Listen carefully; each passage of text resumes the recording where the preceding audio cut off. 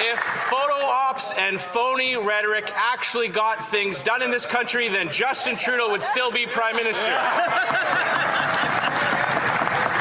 Well, one way to deal with the Americans is from a position of strength. But now the Prime Minister is saying that he won't even approve a new pipeline unless there is consensus. This is already unraveling. The radical BC Premier says no pipeline through his province. There's not even consensus in the Liberal cabinet. Let's be clear, Trump's tariffs on Canada are wrong, unjustified, and attack on our workers and our economy.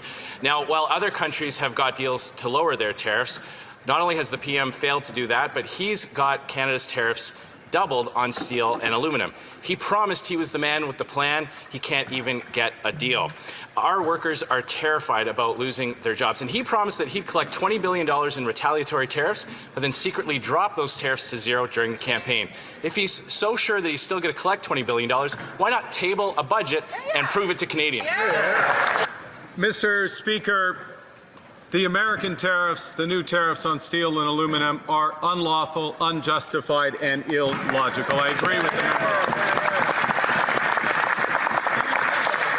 And that is why, one of the reasons why we have retaliatory tariffs on over $90 billion worth of U.S. goods.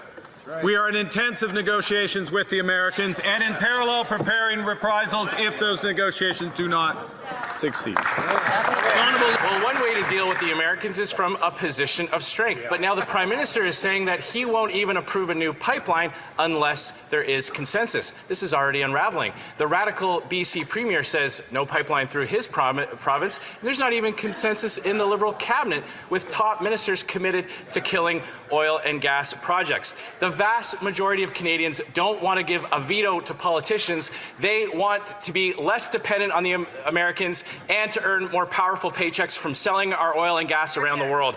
Will the Prime Minister show some leadership and commit to approving a pipeline today? Mr. Speaker, Canadians from Shawinigan to Saskatoon and the Premiers and Prime Minister that represent them have agreed on the importance of building projects of national interest.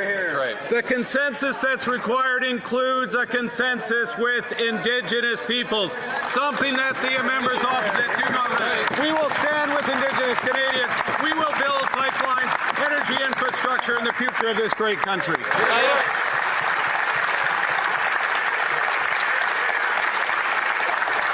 If photo ops and phony rhetoric actually got things done in this country, then Justin Trudeau would still be Prime Minister.